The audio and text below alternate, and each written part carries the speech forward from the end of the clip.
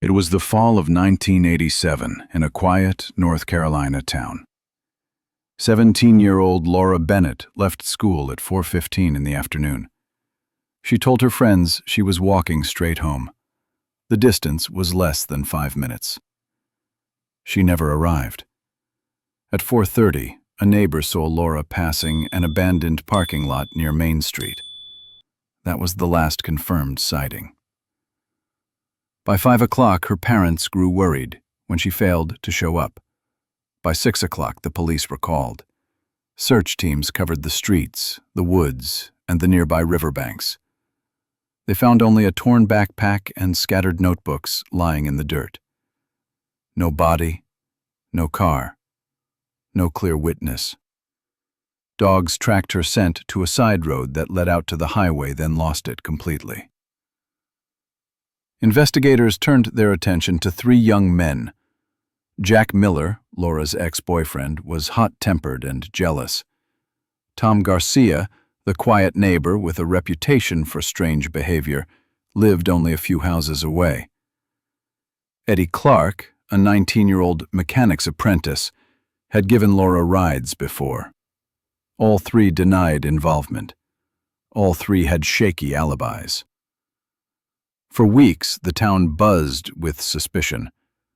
Every family had a theory. Every newspaper headline raised tension.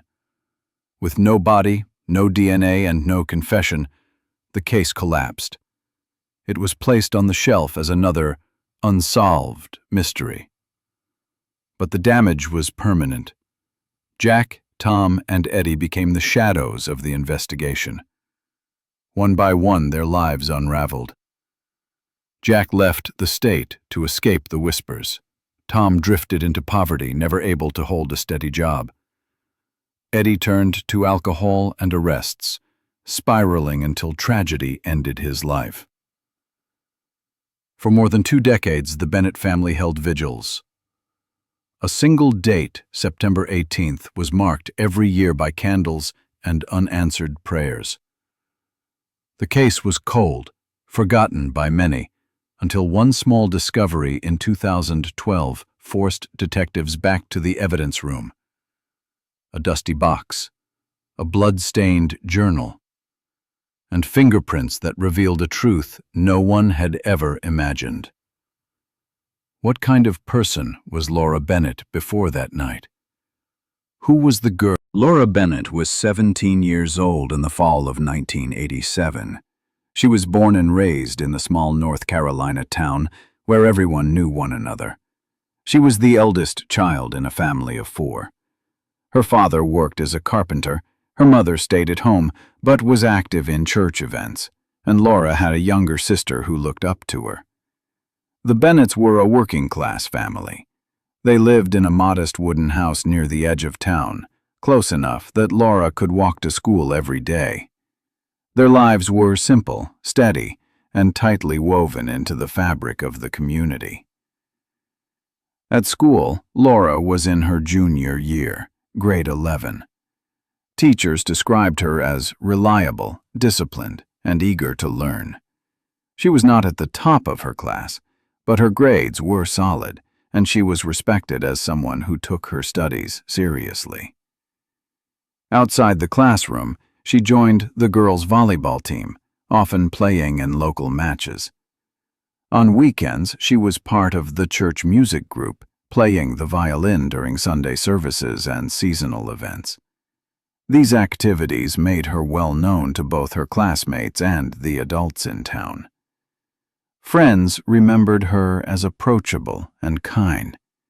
She wasn't the type who drew attention for being loud or flashy, but people gravitated toward her warmth.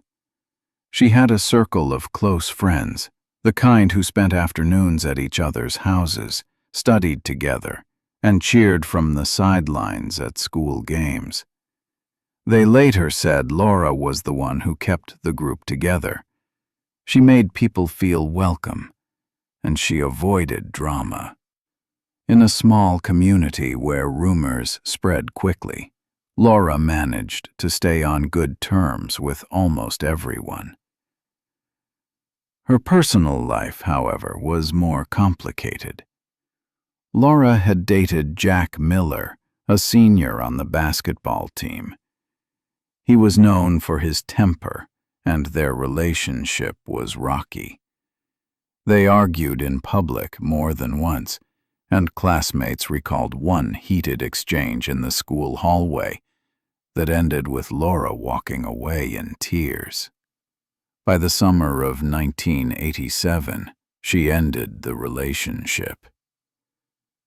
Jack did not take it well, and people whispered that he still followed her around. In a small town, that one detail about Laura later became critical. She always carried a brown leather journal. She wrote down her daily thoughts, class notes, and even schedules for her sports practices.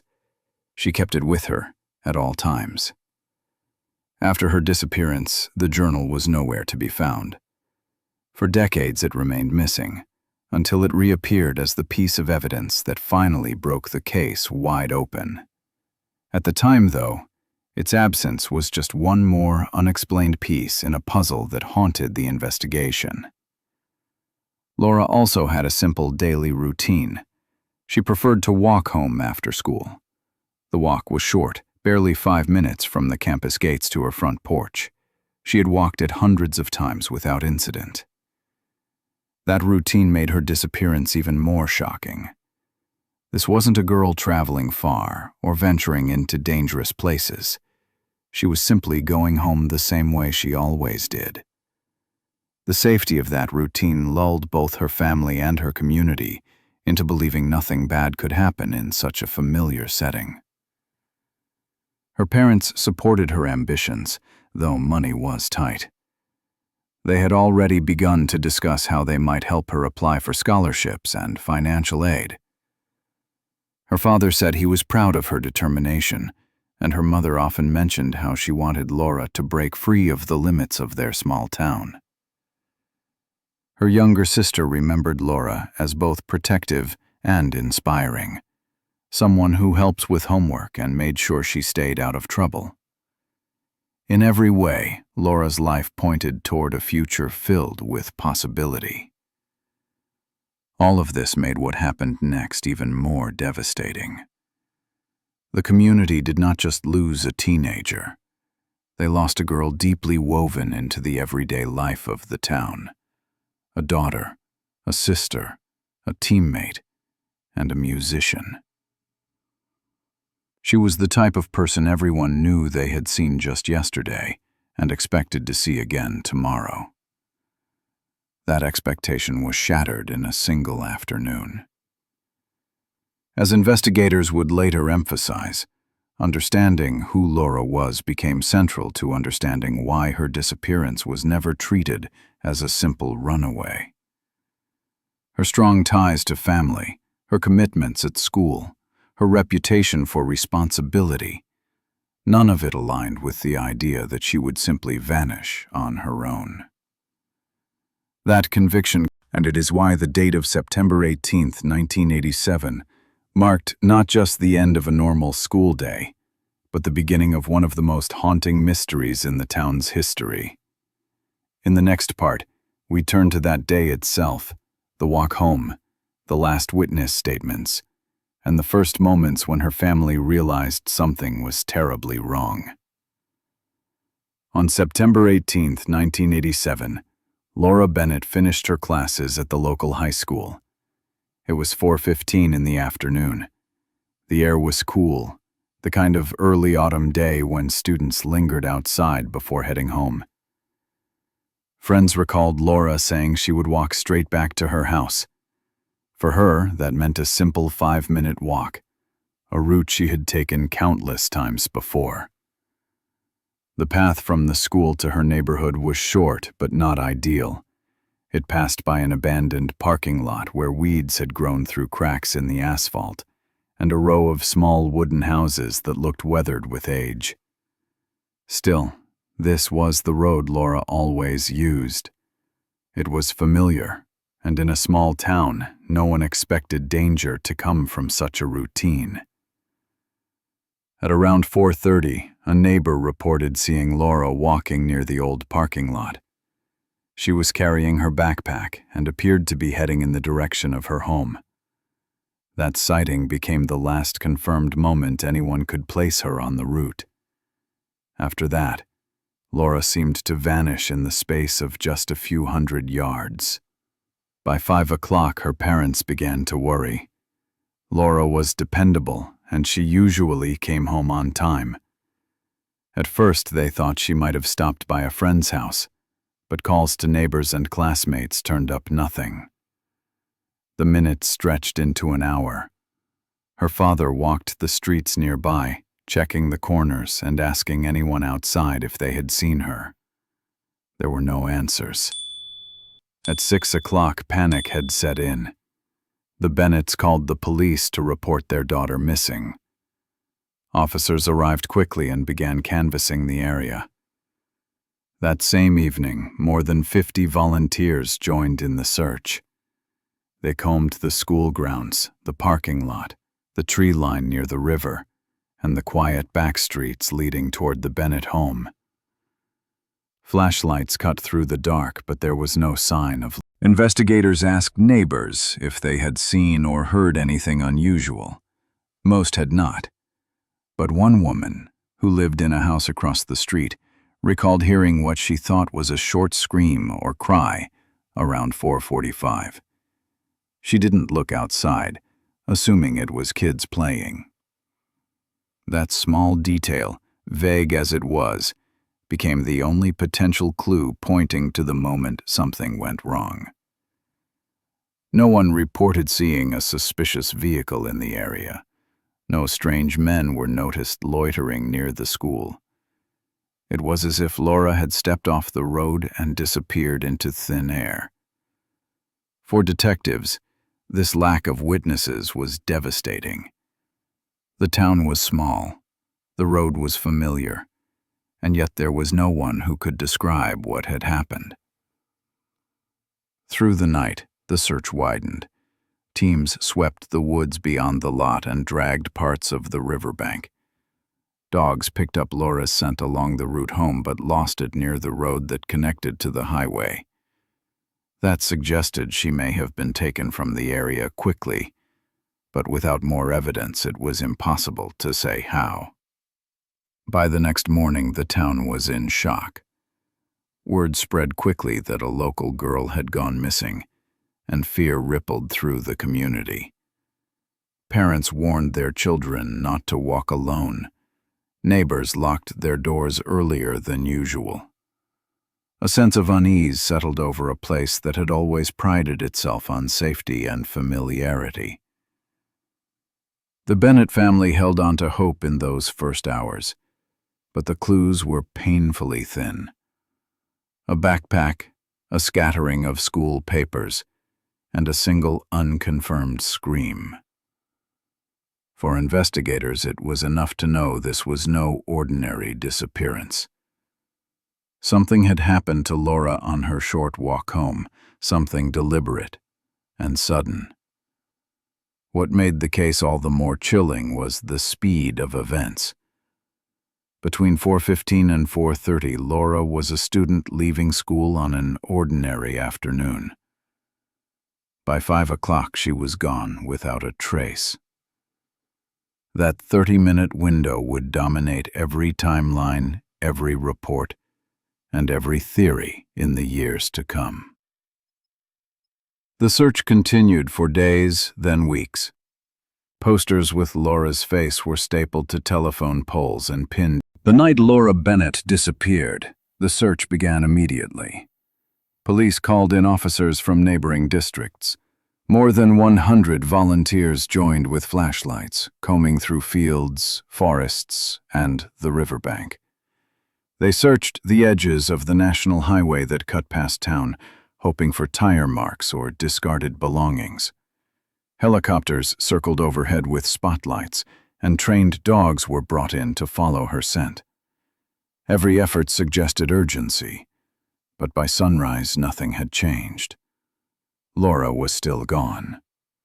The only evidence recovered at the scene was her torn backpack.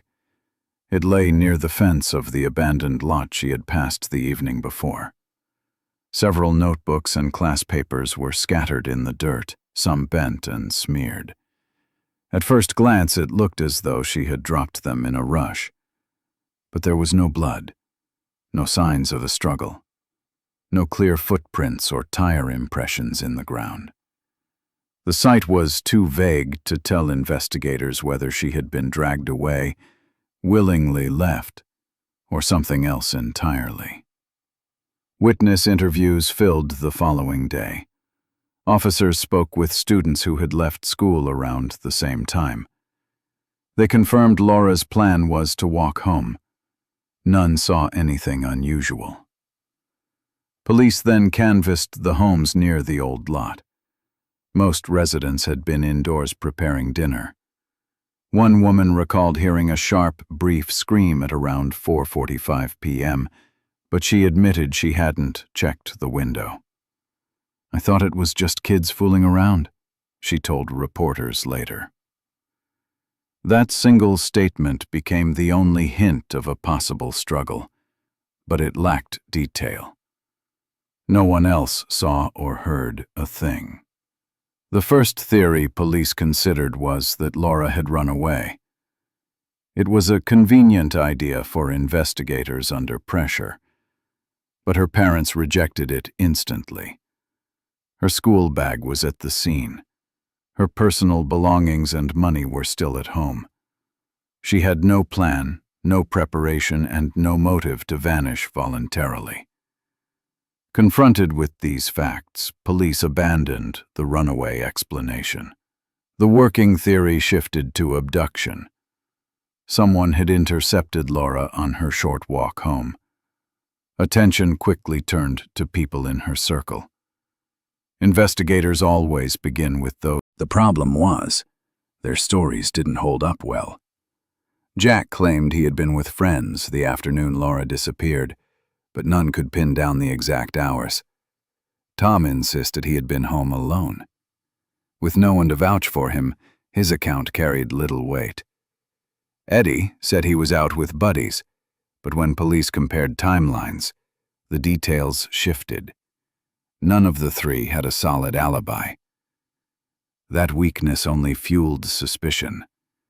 Local headlines soon labeled the case the Bennett mystery. It became front-page news in the regional paper, with reporters publishing Laura's photo alongside speculation about the suspects.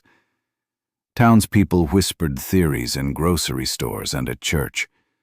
Parents warned daughters not to walk anywhere alone. The once quiet community found itself paralyzed by fear and gossip.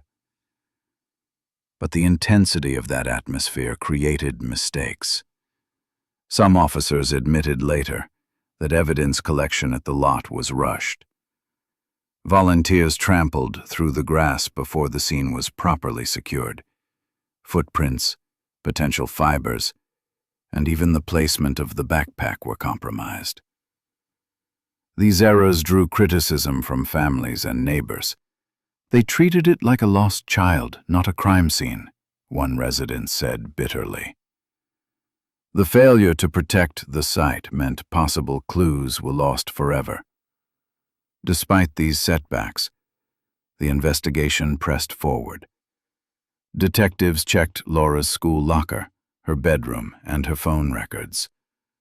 Nothing suggested secret plans or dangerous contacts. Her journal, which she always carried, was missing. That detail unsettled investigators but provided no lead at the time. The police doubled down on interrogations. Jack was grilled about his arguments with Laura. Witnesses recalled heated confrontations between them in the school hallway. He shouted that she would regret leaving him, one classmate recalled. Jack denied ever threatening her, insisting he was being unfairly targeted. Tom Garcia endured long questioning sessions about his odd behavior around town. Some neighbors described him as watchful or creepy, though no one had seen him near Laura that afternoon. Eddie Clark faced suspicion because of his reputation for hanging around younger girls. He swore he had nothing. The investigation dragged into October, then November. Patrols scaled back. Volunteers returned to their routines. The trail went cold almost as quickly as it had begun. By the end of the year, the Bennett case was another folder in the filing cabinets of the county sheriff's office. Unsolved, incomplete, but with 3 names written in bold as likely suspects. This early failure left scars. To the community, police looked ineffective, perhaps even careless. To the suspects, suspicion followed them into every corner of their lives. And to the Bennett family, the lack of resolution felt like a second loss, compounding the absence of their daughter, with the knowledge that those responsible had slipped away. In the first weeks of the investigation, attention turned to 3 young men. They weren't strangers. They weren't drifters. They were local faces, known to Laura, known to her family, known to the town. That familiarity made them easy targets when the case stalled. Without a body, without DNA, and with no clear suspect, detectives circled back to those who seemed most plausible. The first name was Jack Miller. Jack was 18, a senior at the high school. He had dated Laura until the summer before her disappearance. Their relationship was rocky, marked by jealousy and arguments. Friends recalled heated scenes in hallways. One classmate told investigators, "I heard him tell her she'd regret breaking up with him." Jack denied ever saying that. But in the shadow of Laura's disappearance, even rumors carried the weight of fact. When questioned, Jack said he was with friends on the afternoon of September 18th. But those friends couldn't agree on details. Some said he was there, others weren't sure. The gaps in their recollections made his alibi weak. Investigators pressed him for hours. He kept repeating that he had nothing to do with Laura's disappearance, but suspicion stuck. He was the jealous ex-boyfriend. In a small town, that alone was enough for whispers to spread. The second suspect was Tom Garcia, the 21-year-old neighbor. Tom lived just a few houses down from the Bennetts. He was unemployed, kept to himself, and had a reputation for being strange. The third suspect was Eddie Clark, 19, an apprentice mechanic. Eddie had known Laura casually. He had offered her rides home in the past, and some friends thought he liked her more than he admitted. Investigators learned he had been out with friends the day Laura vanished, but the timeline didn't match cleanly. He said one thing, his friends said another. Hours blurred, stories changed. It was enough for police to doubt him. Within 48 hours, the 3 men were under constant scrutiny. Their homes were visited, their belongings examined. Their names appeared in quiet conversations across town. The press didn't name them directly, but descriptions in articles left little doubt about who was being watched. The label of suspect never left them. What made the situation worse was the lack of evidence tying anyone else to the crime. The backpack offered no usable prints. The scene near the abandoned lot gave nothing conclusive. No one reported a stranger in town. No suspicious car was ever identified. With so few leads, police leaned harder on Jack, Tom, and Eddie.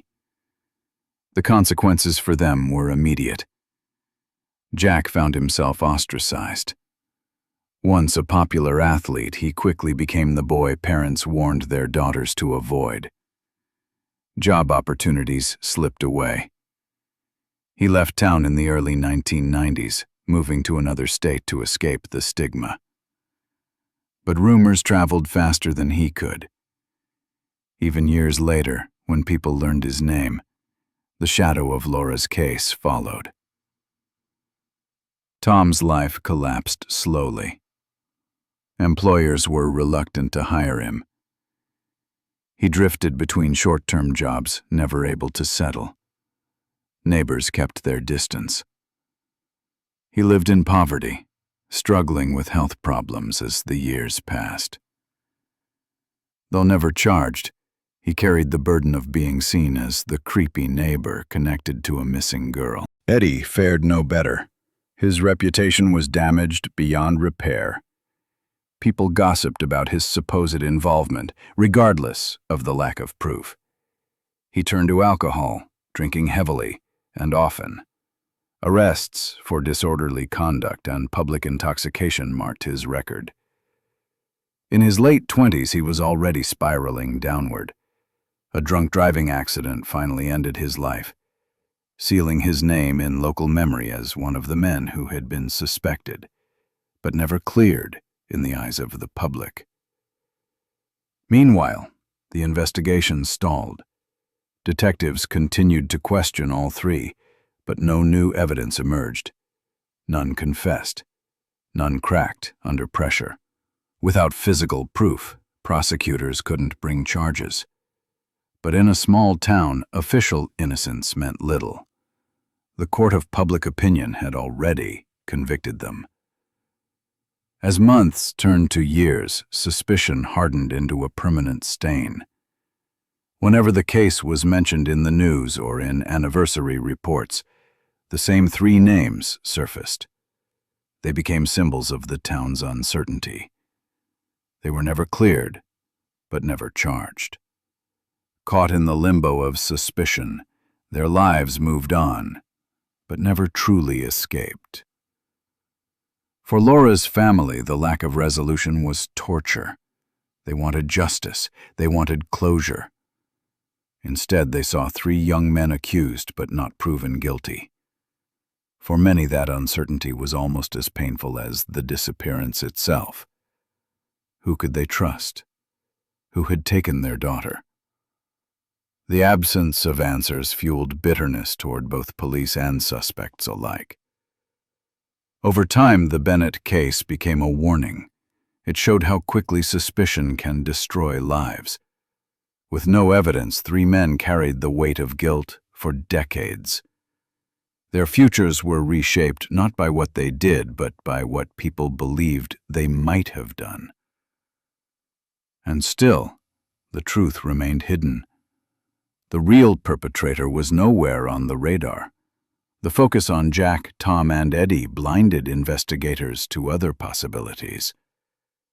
It would take more than 20 years and the discovery of a single forgotten piece of evidence before the case finally cracked open. By the winter of 1987, the search for Laura Bennett had stalled.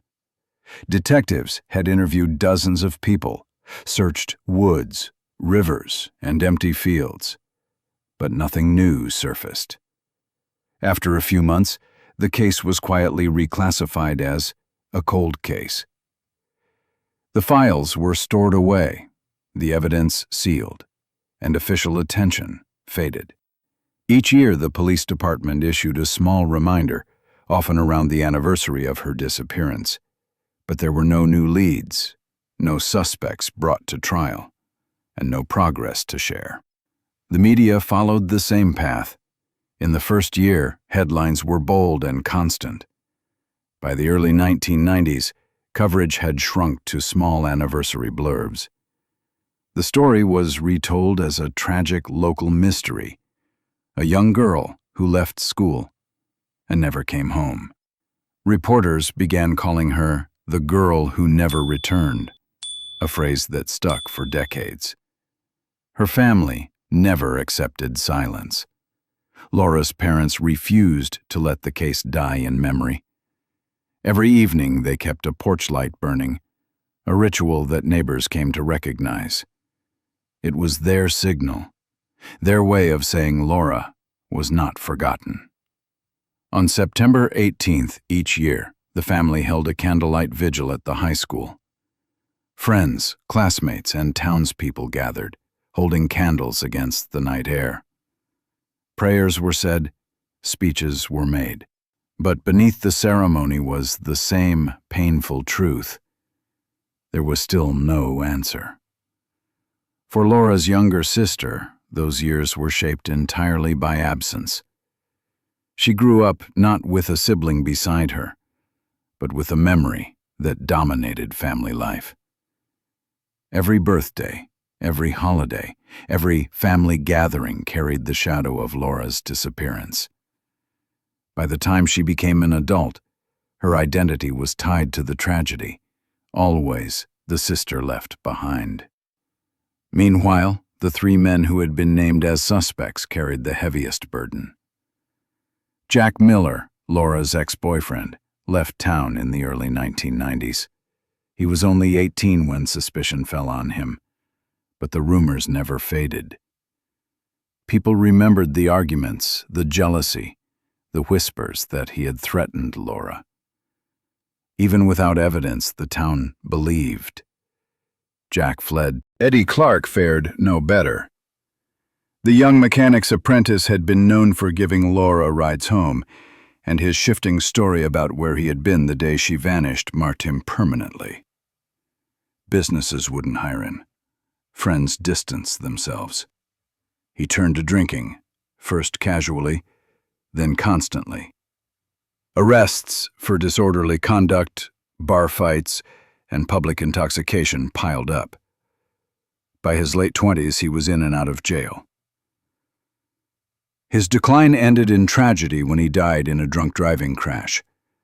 For the community, his death confirmed what many already believed, that guilt had eaten away at him until the end. While these three lives unraveled, the town itself lived under a cloud. Parents warned their children about walking home alone. Old neighbors repeated the same line. "There's a killer among us. We just haven't found him yet." That fear and suspicion divided the community. Long friendships cracked. Families moved away.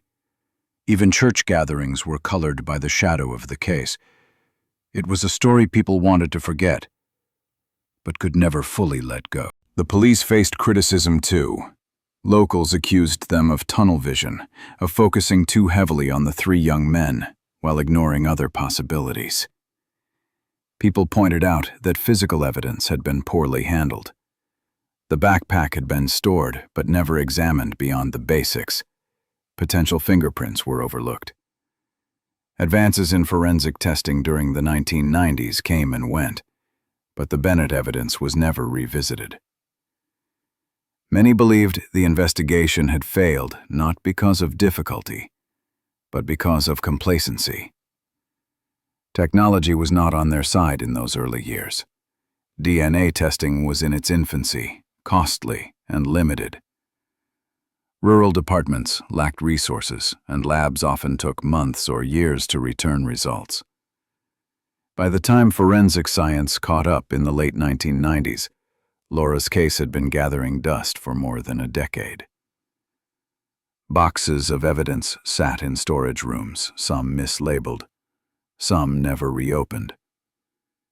Each year that passed seemed to push the truth further out of reach. By the early 2000s, the Bennett case had become part of town folklore. Teenagers heard about it as a warning, a cautionary tale. Teachers used it as an example of why students should stay safe. But for Laura's family, and for the men still shadowed by suspicion, it was no ghost story. It was daily life. 20 years had passed. Rumors lingered. Lives had been destroyed. The truth was buried somewhere in old files, forgotten boxes, and fading memories. And yet, within those dusty archives, a single object remained that could still speak. A piece of evidence that no one had ever properly examined.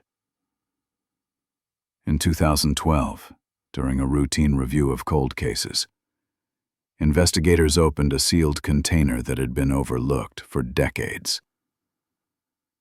Inside was Laura's brown leather diary.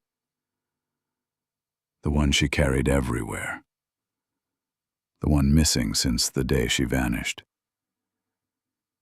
It held more than memories. On its cover were stains of dried blood. Inside, pressed into the leather, was a fingerprint. That forgotten diary would break the case wide open. The prosecution laid out the evidence piece by piece. The brown leather diary, found in storage after 25 years, was presented to the jury. The dried blood matched Laura's DNA. A fingerprint pressed into the leather matched Hayes. And then came the taped confession, recorded during his interrogation in 2012. The jurors listened as Hayes admitted to stopping Laura on her walk home, pressuring her, and when she resisted, overpowering her. He spoke of hiding her body and keeping the diary. It was the voice of a man who had lived freely while others carried suspicion, shame, and grief. For the community, it was a staggering moment. For decades, Hayes had been seen as a pillar of trust. Parents had allowed their children to train under him. Neighbors had invited him into their homes. Churches had praised his discipline and leadership. Now, he was revealed as the man who had taken Laura's life. The defense tried to create doubt. Hayes's attorney pointed to his failing health and fencing memory. They argued his confession was confused, the result of long interrogations on an old man. They asked the jury to consider his decades of service to the community.